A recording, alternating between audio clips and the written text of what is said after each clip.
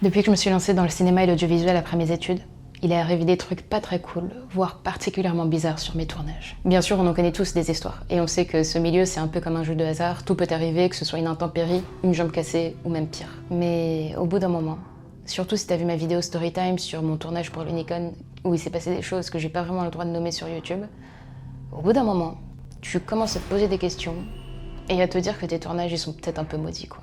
En vrai, on peut aussi se dire qu'on s'est monté la tête et prendre ces histoires à la légère, tu vois. Mais j'avoue qu'avec mes équipes, sur le moment, on était loin de prendre ça à la légère. Du coup, je me suis dit que cette vidéo pourrait aussi être une sorte de prévention pour les personnes qui seraient amenées à tourner dans les mêmes conditions. Et cette année, c'est pas sur un, mais bien 2 tournages qui nous est arrivé des dingueries, et pour chacun, on a failli perdre une chose très précieuse. Première anecdote, le chant de la mort. Tout commence peu avant juin 2024. Une artiste me contacte pour tourner un clip vidéo engagé pour la lutte pour les droits des femmes. Super projet, je forme une équipe de gens qui ont l'habitude de travailler ensemble histoire d'avoir une atmosphère de confiance. Le jour J arrive, et les problèmes avec. Enfin, au début tout se passe bien, voilà, on installe le matériel, on tourne quelques premiers plans, on fait des petits repérages, parfait. Et là j'ai la meilleure idée de la journée. C'est ironique bien sûr. Vous voyez les herbes hautes là-bas? Venez, on va tourner un playback de l'artiste toute seule pour commencer la journée. Premier plan. On se met au milieu du champ et on fait genre, voilà, c'est un champ immense, et en fait, tu vois, c'est un tout petit mètre carré d'herbe. Ni une ni deux, je rentre dans le tas, je me ferai un passage parmi les herbes et je crée un petit cercle, on va dire, pour délimiter l'espace où on va tourner. L'équipe arrive petit à petit, je briefe les techniciens, je briefe l'artiste, tout le monde est content, tout le monde est de bonne humeur. Et là, nos nez commencent à chatouiller. Incroyable! Des particules de pollen dans l'air, ça va faire des images merveilleuses, n'est-ce pas? Donc là, je suis censée insérer un sound design d'éternuement. Je tourne la tête, là, je vois le chef-op. Tout rouge. Ça va Fabien? Ouais, t'inquiète, j'ai juste besoin d'un petit mouchoir. Je prends 2 secondes et je cherche ça dans mon sac et je reviens commencer à tourner. On tourne les plans, on pose la caméra, et là Fabien il revient. Je me suis foutue de lui. Sauf que quand il est arrivé à ma hauteur et que j'ai vu l'état de ses yeux, je me suis rendu compte qu'en fait il s'était passé une dinguerie. Le mec arrive vers nous, c'est quand même le chef opérateur du projet, donc qui supervise la technique. On vient à peine de commencer le tournage, ses yeux ils sont comme ça. Gonflés à mort. Mais il est parti à l'hosto direct en fait. En fait, il a fait une énorme allergie au pollen qu'il y avait dans ces herbes hautes, qu'on appelle des graminées. Et maintenant, j'en rigole, on en rigole avec lui aussi parce que tout va bien, heureusement. Mais à l'hôpital, on lui a clairement dit, si vous étiez resté plus longtemps, vous auriez pu perdre la vue. Donc franchement, en fait, sur le coup, ce qui se passe, c'est que toute l'équipe, on a un peu sous-estimé le truc, tu vois. Sauf qu'en lui posant des questions, on se rend compte qu'en fait, non, il va pas du tout. Il va vraiment pas du tout et que ça va pas passer juste en mettant un peu d'eau dessus. Donc c'est pour ça qu'on s'est dit non, il faut absolument qu'on l'amène à l'hôpital. Puis à ce moment-là, il y a des gardiens qui sont arrivés, en plus des gardiens du parc, qui ont vu son état et du coup qui ont pu escorter l'équipe jusqu'à la sortie la plus proche. Enfin, il y avait un technicien qui partait avec lui qui était véhiculé. Mais ça aurait pu tourner très mal en fait. Et le pire, c'est qu'on savait, Fabien et moi, que en fait tous les deux, on a une allergie au pollen. Sauf que ceux qui sont allergiques à ça les premiers, on sous-estime énormément ce type d'allergie. On sous-estime ça énormément. On se rend pas compte aussi qu'on peut avoir soit des crises inexpliquées et qui n'ont pas de raison, tu vois, comme Fabien en a fait, soit on peut aussi avoir des allergies croisées et d'un coup tu te retrouves allergique à un aliment et limite devoir te retrouver à l'hosto parce que tu manges une pêche, tu vois. Du coup, si cette vidéo a pu inciter des personnes qui ont cette allergie à la prendre un peu plus au sérieux et potentiellement des personnes qui pensent l'avoir à aller se renseigner et potentiellement se faire tester, c'est cool, c'est chouette, je suis contente. Et puis maintenant on peut passer à la suite qui est un sujet un peu moins léger pour le coup.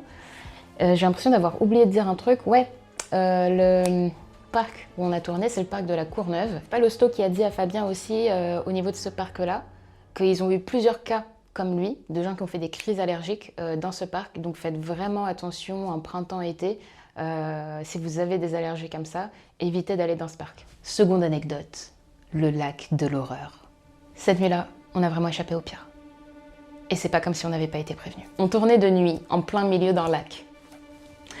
Yana, t'as fait une vidéo sur les dangers des tournages. Pourquoi tu montres pas l'exemple? Bah ouais, non mais de ouf en fait. C'est ça en vrai, le vrai danger du métier, c'est que pour avoir des images magiques, tu dois te mettre dans des situations des fois extrêmes. On était donc de nuit en plein milieu d'un lac. Mais pas n'importe quel lac. C'était une réserve naturelle. AKA, l'activité humaine y est régulée, donc il n'y a aucune lumière la nuit. En plus, il n'y avait même pas de lune, donc compte pas sur une once de lumière autre que celle de ta lampe torche. C'était en plein milieu du Var, un département à côté de Marseille, donc on a pris la route pendant 1h30 pour y arriver sur des petits chemins caillouteux où tu devais te mettre sur le côté le temps que notre voiture passe. Juste avant, avec une partie de l'équipe qui venait de Paris, on avait fait 3h30 de trajet en train Paris-Marseille. Et pendant tout le trajet en voiture, on avait de la tech plein les oreilles. Comment dire qu'on avait une tête comme ça quand on est arrivé. Heureusement, comme d'hab, bête d'ambiance de tournage, les artistes au top, l'équipe au top, donc tout de suite on met tout bien en place, tout se passe bien, et la nuit tombe tranquillement. La particularité de ce décor, c'est qu'on n'avait pas accès à toutes les zones où on voulait tourner à pied. J'ai essayé en tout cas, et mon dos m'en a voulu pendant 3 jours au moins après.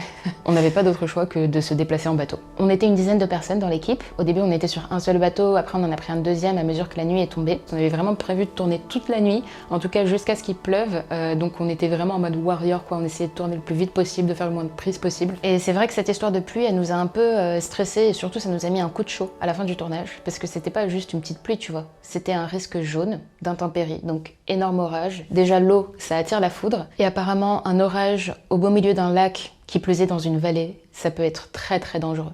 Donc on n'avait pas vraiment envie d'être sous l'eau à ce moment-là. Donc 3 h du mat, dès que la pluie a commencé à tomber, on s'est dépêché de rentrer tout le matos sur les bateaux. Il faisait tellement sombre cette nuit-là qu'on devait utiliser un projecteur de 600 watts pour éclairer le chemin. Donc le projecteur, on le prend sur notre bateau, qui est censé montrer le chemin avec la personne qui connaît le mieux le spot où on tournait. Sauf qu'on oublie un truc important. On a laissé sur l'autre bateau l'écoflow, c'est-à-dire le générateur sur batterie qui est censé alimenter le projecteur en électricité. Donc on peut pas l'allumer le projecteur. Franchement sur le moment on n'y a pas pensé et en vrai on n'avait pas de réseau, mais on aurait pu s'aider soit de Google Maps si ça fonctionnait, mais surtout d'une boussole. Ça aurait pu être utile parce qu'alors qu'on pensait faire une ligne droite, on s'est petit à petit dirigé vers le véritable danger de ce lac et du fait d'y naviguer en pleine nuit sans rien voir.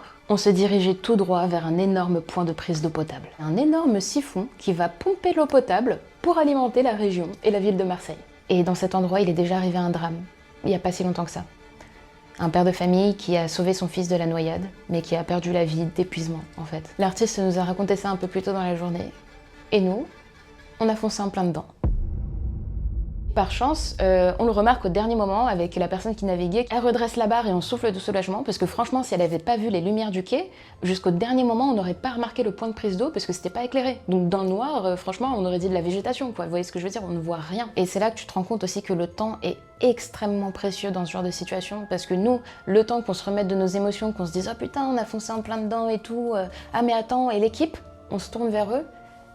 Évidemment qu'ils étaient en train de foncer en plein dedans aussi, tu vois. Quand je vous dis qu'on leur a hurlé de s'orienter vers la gauche, heureusement le deuxième bateau s'en est sorti, tout le monde était sain et sauf, on s'est amarré sur le quai, on a sorti le matos avant que la pluie tombe, et on a terminé le tournage avec vraiment toutes les prises dont on avait besoin. Donc ça, à retenir dans cette histoire, si vous êtes en bateau en pleine nuit pour un tournage, soyez sûr de bien prendre de quoi vous éclairer, potentiellement une boussole aussi, et aussi de prévenir quelqu'un qui reste à quai pour être sûr que si jamais il vous arrive quelque chose en plein milieu de l'eau, quelqu'un peut prévenir les secours. Et potentiellement éviter de tourner dans un endroit où vous savez qu'il y a ce genre d'infrastructure.